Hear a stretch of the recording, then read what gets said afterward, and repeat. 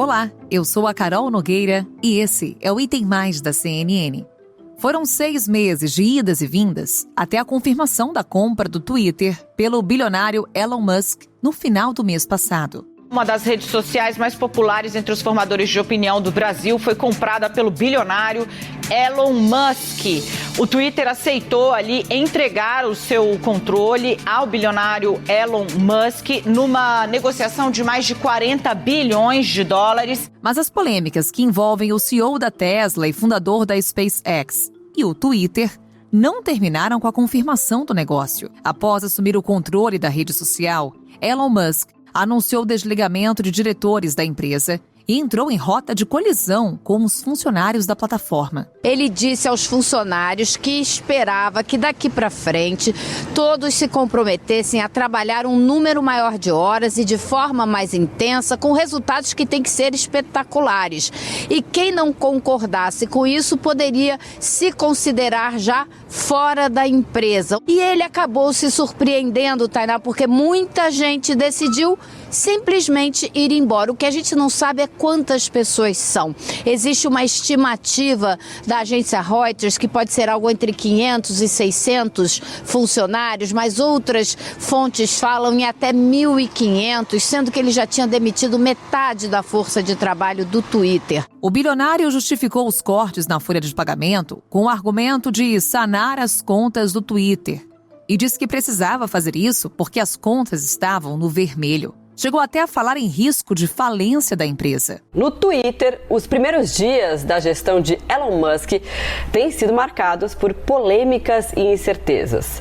O bilionário disse simplesmente aos funcionários que a plataforma pode ir à falência caso não gere mais receitas. Uma das medidas para aumentar a entrada de recursos no Twitter foi cobrar pelo famoso selo azul, que oferece uma espécie de certificado de autenticidade das contas da rede social. Mas a mudança gerou reações negativas, que provocaram o adiamento e uma reformulação da proposta. Desde que Musk anunciou que começaria a cobrar, então qualquer pessoa que pudesse pagar por uma assinatura mensal poderia ter aquele selo de verificação, começaram a surgir vários perfis falsos. Olha, do Trump, da Nintendo, do videogame, nem Jesus Cristo escapou, gente. Perfil verificado até de Jesus no Twitter.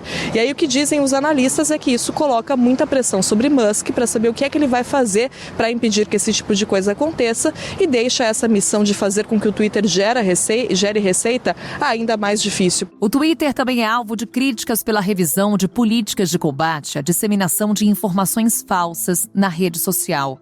É um cenário turbulento, que alimenta as dúvidas sobre o futuro da plataforma. Mas Elon Musk tem reagido com ironia às críticas. O Elon Musk, que ele tweetou hoje de manhã, em resposta a esses funcionários que falaram que a rede social ia quebrar, ele publicou ali Hip Twitter, né, uma imagem ali de uma cova, então mostrando que não está muito aí para essa opinião desses funcionários. As incertezas sobre os rumos do Twitter, sob a gestão de Elon Musk, contribuíram para que muitos usuários do mundo todo passassem a buscar alternativas e criar contas em outros serviços de microblog.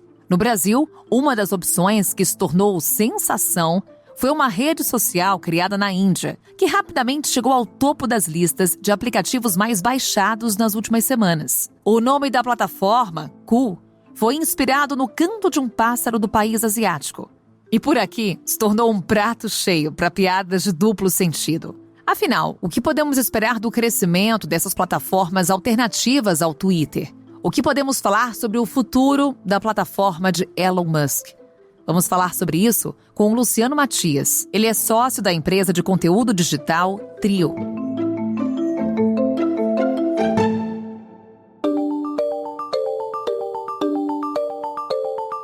Luciano, muito bom te receber por aqui mais uma vez. Seja muito bem-vindo. Eu que agradeço pelo convite, Carol. Luciano, eu começo nossa conversa trazendo as críticas em torno do Twitter. Contas falsas, uso de robôs, também a possibilidade de cobrança por aquele selinho azul de verificação. Afinal, como é que o Twitter chegou a essa crise atual? A gente pode simplesmente culpar Elon Musk? Olha, Carol, eu acho que tudo tem dois lados, tá? E eu sei que tem algumas coisas que estão acontecendo. Eu sou heavy user do Twitter, muito por conta do Web3 e o mercado de cripto. E a gente tem algumas coisas que estão acontecendo já há algum tempo. Então tem essa questão dos bots. Desde que o Elon Musk sinalizou que ele ia comprar, ele começou a pesquisar isso, tentar entender o que era, o que não era. E aí, quando ele efetivou a compra, obviamente, ele entrou com algumas coisas que fazem parte da visão dele ali. Por exemplo, a coisa de cobrar $8 pelo selo de verificado na plataforma. Isso gerou uma dissatisfação para os usuários também. Mas, segundo ele, a plataforma ela vinha sofrendo um prejuízo de $4 milhões por dia, que também sinaliza um pouco dessa crise, né? E aí, diante disso, ele achou isso uma forma ali de tentar monetizar, não sei como. Elon Musk é um cara meio complicado, a gente nunca sabe o que vem dele, né? E teve uma outra questão também que deixou uma parte dos usuários bem satisfeitos, foi quando ele começou a fazer umas enquetes. Então ele fez enquete se era para reinstaurar o ex-presidente Donald Trump dos Estados Unidos na plataforma, e o resultado foi que sim, e aí quem era contra acabou ficando bem satisfeito. Então teve algumas dessas questões, e fora isso as demissões, né, que a gente teve também algum tempo atrás, que começaram a gerar essa tensão no Twitter e saber se a plataforma vai continuar ou não. Eu tenho uma visão, talvez por ser heavy user, também por gostar da plataforma, independente do Elon ou não, eu acho que a plataforma não deve morrer, tá? Por conta da história dela e da utilização. Então, eu trouxe até aqui alguns números hoje, Carol. Eu não acredito que o Twitter esteja morrendo mesmo diante dessa crise. Hoje a gente tem mais de 1,3 bilhões de conta no Twitter, 1,3 bilhão de contas no Twitter. A gente tem mais de 330 milhões de usuários ativos e mais de 500 milhões de tweets são postados todos os dias. E 23% da população da internet diz que o contrário, que o Twitter não vai morrer. Eu posso até me dizer que eu sou um desses, porque eu realmente não acredito que vai morrer. E 54% de todas as empresas B2B usam o Twitter como ferramenta. Então, assim, a gente tem um ecossistema funcionando que eu acho muito difícil isso acabar. Eu acho que sim, ele pode perder mercado e sofrer algumas alterações, como já vem sofrendo, na verdade, mas eu acho muito difícil esse velho pássaro morrer em detrimento do novo pássaro que surgiu. Agora, pelo que você nos conta, Luciano, Elon Musk pode agravar essa crise, justamente pelas últimas medidas que ele tomou e pelo caminho que ele começa a trilhar. Elon Musk pode ser aí o ponto sensível da plataforma? Olha, Carol, eu acho que sim e não. A gente vive num mundo hoje muito polarizado, né? Não só no Brasil, como nos Estados Unidos. A gente vê que as coisas estão mais ou menos ali, quase 50% para cada lado. Então, eu digo uma questão política, né? E o Elon Musk, ele toma alguns partidos mais políticos e quem não concorda com ele acaba ficando insatisfeito. Tem muita gente que acompanha o Elon, que gosta dele. Eu não tenho muito uma opinião formada, eu prefiro ir vendo, eu sigo ele no Twitter, vejo o que ele está fazendo, procuro entender, porque afinal de contas, um cara que também construiu o que ele está construindo, eu acho que deve ser observado. Mas tem essas questões, né? A questão de comprar $8 para ter uma verificação. Muita gente foi para a plataforma nova e disse, aqui eu não preciso pagar nada para ser verificado. Tem essa questão de ponto de vista, né, de polarização, e tem a questão prática mesmo. Não, eu acho que não vale a pena. Eu vi que teve algumas empresas que deixaram de investir no Twitter, então algumas empresas já saíram, e sim, eu acho que isso deve afetar a plataforma e afetar o bolso do Elon Musk. Ele tem uma forma de conduzir as coisas muito radical, ao meu ponto de vista, né? Aqui vamos trabalhar 300 horas por dia, e quem não estiver dentro disso pode sair. É uma forma de peneirar uma empresa, mas eu não acho que é uma forma muito política ou agradável, acaba gerando uma sensação ruim, e essa sensação ruim também vai de dentro para fora, ela sai da empresa, dos colaboradores que também tweetam, também fazem parte da plataforma, e acaba afetando os usuários e afetando todo o clima desse ecossistema de rede social. Mas tem uma coisa que eu acho interessante do Elon Musk, que quando ele comprou a plataforma, ele foi apoiado pela Binance, que é a maior corretora de criptomoedas do mundo, e eles deram $500 milhões, perto de 44 bilhões, não é tanta coisa, mas eles têm um plano, segundo o Elon, e segundo algumas informações, alguns reportes que eu li, de transformar a plataforma em uma rede social da Web 3.0. Então, uma rede social descentralizada, baseada em blockchain, com todas as nuances que a Web 3.0 traz. Isso eu acho bem interessante, e eu acho que se ele conseguir cumprir isso, não a troco de ter, assim, políticas radicais extremas, como às vezes eu acho que ele tem, mas numa forma mais suave, vamos dizer, eu acho que seria uma coisa bem interessante. E diante de todo esse cenário, Luciano, começam a surgir possíveis alternativas ao Twitter. Aqui no Brasil ganhou força, foi a sensação, bombou, uma rede social indiana. O que ela promete? É o mesmo que o Twitter? Quais são as semelhanças e diferenças entre essa plataforma e o Twitter? Essa plataforma foi criada em 2020, ela não é tão nova assim, já tem 2 anos, e ela é muito similar ao Twitter. Tem algumas diferenças dela que são, em vez de 140 caracteres, você pode escrever até 500 caracteres, você tem as hashtags, como no Twitter, você pode postar fotos, vídeo. E o que aconteceu foi que toda essa questão do Elon aí, em 24 horas, o Ku chegou à marca de 2 milhões de brasileiros. E a rede social se empolgou, obviamente, com isso, até criou um perfil dedicado para o Brasil, mudaram algumas questões ali, e eu sei que em junho desse ano, de 2022, eles estavam já avaliados em 263 milhões. Então foi uma surpresa, assim, realmente, porque foi uma coisa que veio com tudo, mas eles não são, assim, tão do nada. Eles fazem uma coisa de análise de dados bem interessante, de know your customer, conhecer os usuários. Eles têm uma comunicação bem direcionada, tem agilidade na implementação de novas soluções. A gente vê essas questões de criar um perfil específico para o Brasil depois de uma adoção tão forte no Brasil. Então, assim, eu acho que tem o seu lado bom. Já tenho o meu perfil, estou seguindo algumas pessoas e tudo mais. E tem essa coisa memética, né, da internet, que é muito forte no brasileiro, que é de fazer piada, de tirar sarro. Então, essa coisa memética do próprio nome, tem muitas piadas. Eu mesmo já fiz piadas com relação a isso, o pessoal tá lá fazendo piadas, tem um perfil que é baseado só nisso. Então, acho que isso que atrai um pouco a atenção do brasileiro, ainda mais que a gente está em tempos de Copa do Mundo e festa, isso está sendo bem explorado lá. Então, acho que no Brasil a plataforma está tendo um sucesso, assim. Mas fora ela, a gente tem também outras plataformas surgindo.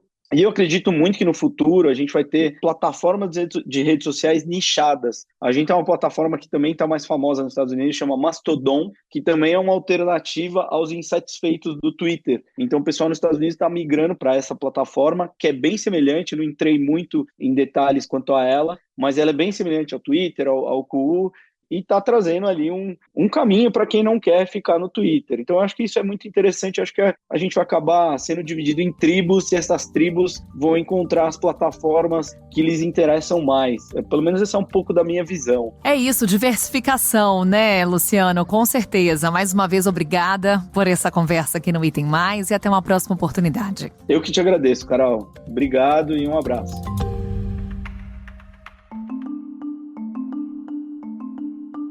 As dificuldades enfrentadas por Elon Musk à frente do Twitter são um capítulo mais recente de um longo e turbulento processo desde o início da negociação pelo controle da empresa. Do ponto de vista mais econômico, até a revista britânica The Economist estava falando, né, que é um sintoma de um momento em que o dinheiro estava correndo solto, muitos estímulos depois da pandemia, então as empresas receberam uma boa parte desses estímulos, os grandes fundos, então muitos empresários foram às compras. Só que aí depois a maré baixou e esses empresários quiseram se livrar desses negócios, ou muitos negócios se mostraram não interessantes, como se mostravam no momento em que o dinheiro estava correndo solto. Foi o caso do Twitter. Elon Musk ofereceu $54 por ação do Twitter e tentou desistir do negócio quando as ações caíram para $40, não conseguiu, foi obrigado a comprar a rede social pela justiça num casamento forçado. Então esse é um pouco do enredo econômico dessa história. Assim como um dos desafios do Twitter é criar novas formas de ampliar a receita da empresa,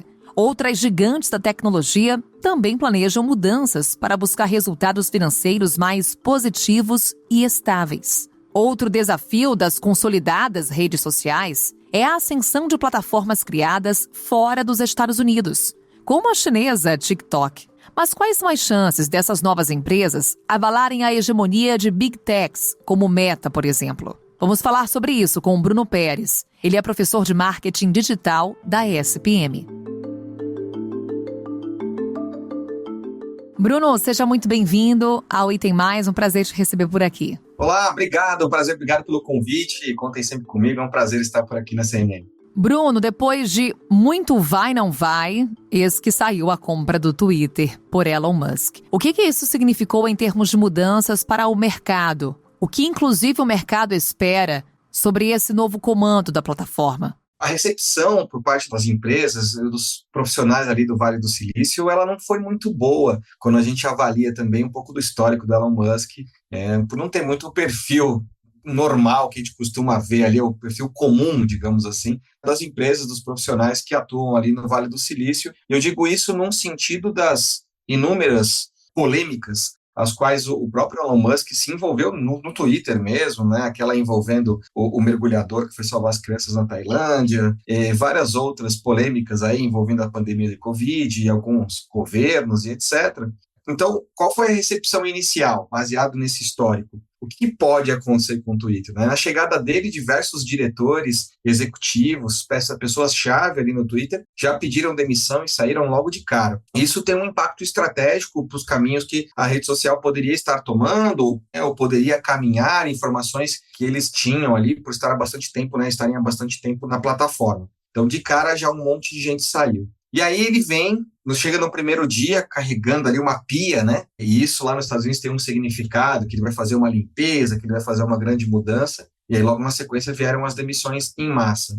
Algumas declarações dele já deixaram o mercado um pouco sob alerta. O mercado que eu digo já, quem sustenta as redes sociais são os investidores ali, são os anunciantes. Então quem vai pagar a conta? Vou citar um exemplo aqui. Durante o episódio envolvendo George Floyd e um dos momentos ali do movimento Black Lives Matter, a gente acompanhou uma movimentação das grandes empresas, grandes anunciantes, pedindo para as empresas do Facebook, na época, hoje a Meta, né, trazerem ferramentas, trazerem medidas para que a gente pudesse ter algum certo tipo de controle em relação a discursos de ódio e crimes em si, né, como racismo, xenofobia, enfim, uma série de outros crimes que estavam sendo praticados naquele momento. Isso foi ignorado por um período. O que as marcas fizeram? As marcas ficaram, em torno de um pouco mais de uma semana, elas retiraram todos os seus anúncios das plataformas ali da Meta, né, Facebook e o Instagram. Isso gerou um prejuízo de aproximadamente 72 milhões de dólares.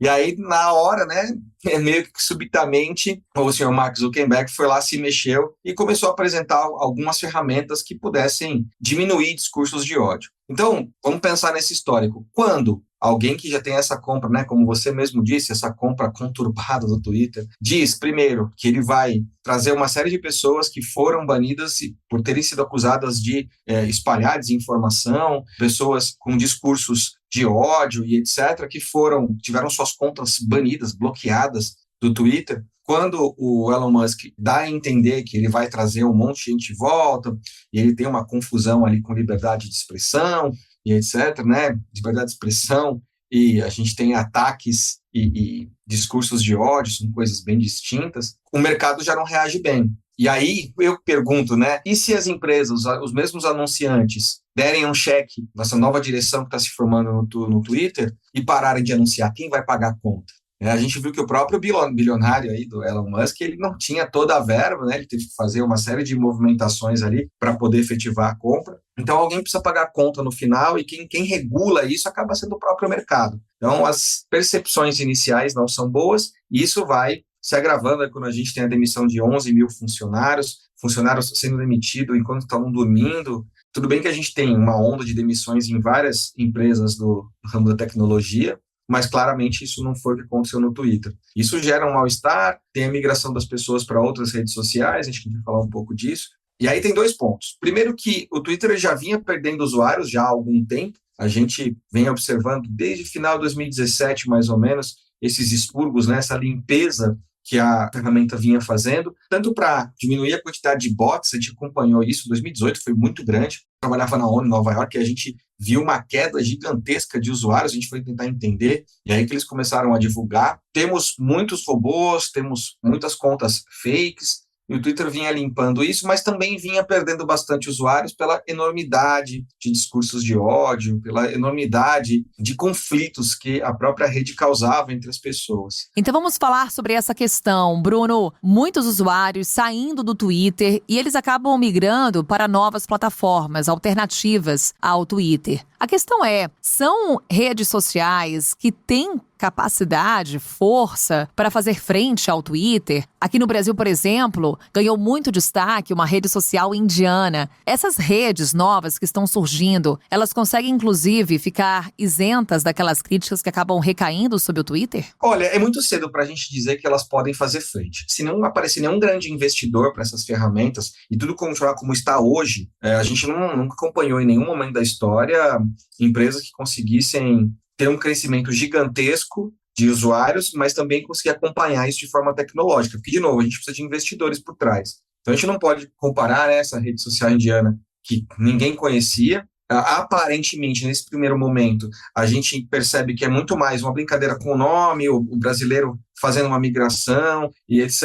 E tem uma febre inicial. Isso aconteceu com a Clubhouse, quando ela chegou no Brasil, que você só podia entrar por convite, não deu em nada. E já tivemos várias outras redes sociais que surgiram. A própria Google tenta criar aí. Teve vários, né, o Google Plus, Google Wave, tem uma série de plataformas. Então, não é necessariamente X mil pessoas entram na plataforma do dia para a noite, porque não sabe o que o Elon Musk vai fazer e tal, que necessariamente teremos uma plataforma que vai brigar com o Twitter. E a gente não pode comparar a plataforma indiana também com o TikTok. O TikTok é uma empresa com um capital chinês gigantesco, com muitos investidores, tanto que a gente tem outra plataforma, né, Kuai, que também é chinesa, e ela vem ali engatinhando, né, ela vem aos trancos e barrancos, ela tenta dar um dinheiro para incentivar as pessoas a usarem, mas não necessariamente ela pegou. A gente tem a queda brusca do Snapchat, quando ele não topou ser vendido pelo Instagram. Então, tem uma série de variáveis ali que não indicam ainda que essa rede social aí, nova ou alguma outra, vá fazer frente ao Twitter. Quando a gente conversa com as pessoas que trabalham na área, existe um movimento, mas ainda são boatos, né? Ainda são achismos, não tem nenhuma declaração oficial do Zuckerberg, é que o próprio Facebook pode caminhar para se tornar um pouco mais microblog, porque ele já tem ali, né, um feed de notícias, onde você pode postar qualquer coisa, já tem uma parte um pouco parecida. Então, o Facebook, olhando aqui pelo histórico, pela quantidade de investimentos e etc., tem que estar mais próximo, digamos assim. E o que eu estava falando do outro ponto do Twitter, que vem um pouco completar essa resposta, o Twitter inventou a hashtag, etc., mas há muito tempo o Twitter não tem nenhum tipo de atualização, nenhuma mudança drástica, né? Habilitou para os usuários poderem editar posts agora, depois de mais de 10 anos a galera está pedindo isso. Então, o Twitter também, ele caminhando ali no precipício, né? Se não vier uma mudança brusca, se não vier algum posicionamento, ele pode literalmente estar próximo do fim. E aí, dizem as más línguas, né? Dizem as más línguas aí, que o Elon Musk está pensando em transformar o Twitter no próximo WeChat. O WeChat é uma ferramenta, uma rede social, vou chamar ela de rede, sei lá, multissocial. Ela é plural. A chinesa é a maior rede social da China, mas além de ser rede social, você pode fazer tudo por lá. Você faz pagamentos, tem blockchain, tem segurança, tem uma série de comunidades. Então, já tenho amigos chineses que me mostraram a ferramenta, ela é super robusta. E aí, se o Elon Musk está mandando todo mundo embora, recontratando uma galera, mudando o pensamento da empresa e caminhar para um super app, digamos assim, no caminho de WeChat, e aí ele vai desbancar muitas outras redes que temos aqui hoje e ele não vai ter competidor assim aqui no Ocidente. Não estamos muito acostumados com o WeChat aqui, mas no Oriente é muito grande. Então, trazendo todos esses dados aqui, né? Difícil essa rede social indiana aí, do passarinho amarelo, conseguir, neste momento, se nada mudar, se não aparecer nenhum grande investidor, conseguir bater com plataformas que estão no mercado há muito tempo. Ao menos, Bruno, traz uma sinalização de que os Estados Unidos podem não mais concentrar todas as big techs e ver sim uma pulverização desse mercado? Pode sim. Isso tem um ponto de verdade, tanto que a gente vê com o TikTok, né? O TikTok tem capital chinês, então ele já vem trazendo uma mudança, a gente tem algumas outras redes que tentam aí fazer frente, então pode sim. A Índia já é ali um nascedouro de grandes profissionais de tecnologia, de grandes empresas focadas na área de TI. Falta aí um investimento. Se acontecer um bom investimento nessa nova rede social, ela pode sim fazer frente. Então, seria muito legal, né, sair um pouco do Vale do Silício ali e termos um oxigênio, né, nesse mercado, com pessoas com novos pensamentos. Mas, de novo, tudo depende de você ter um bom time comercial para trazer grandes anunciantes e você ter um investimento muito grande por trás, por tecnologia, segurança de dados, vazamento de dados, servidores. Pode acontecer, mas é um processo que a gente precisa ver mais ações palpáveis, sabe? E a gente ainda não tem visto isso. E um outro ponto, né, Bruno, também para destacarmos aqui, não cair nas mesmas críticas que são feitas ao Twitter, algo que é muito difícil. Quando, por exemplo, a gente fala sobre a questão da liberdade de expressão, também é um tema muito debatido em torno da plataforma indiana, da rede social indiana que mencionávamos há pouco. Perfeito. E aí você tocou num ponto perfeito.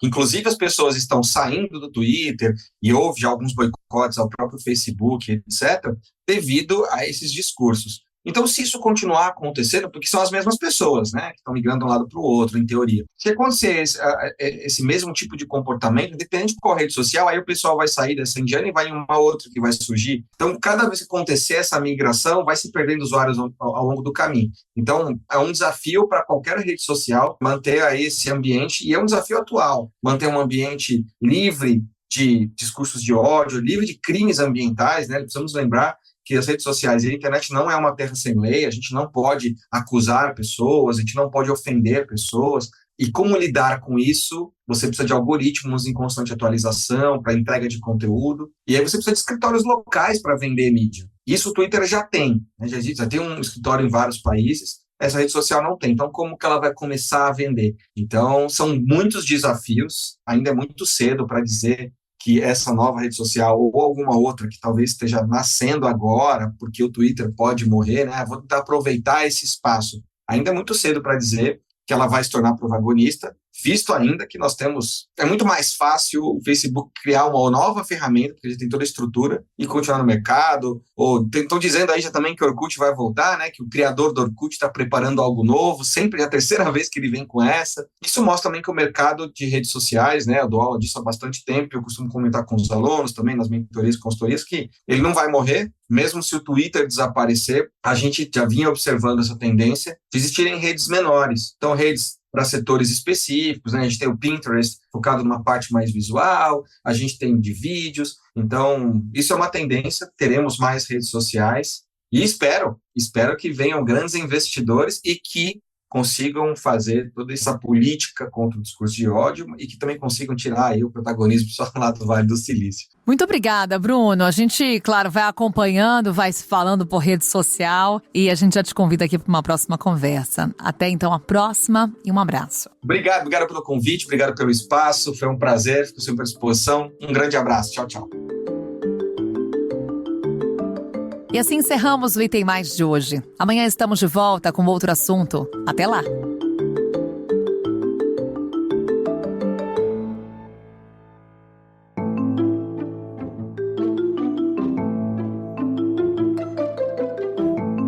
Com a minha apresentação, Carol Nogueira, este podcast foi produzido pela Maremoto para a CNN Brasil.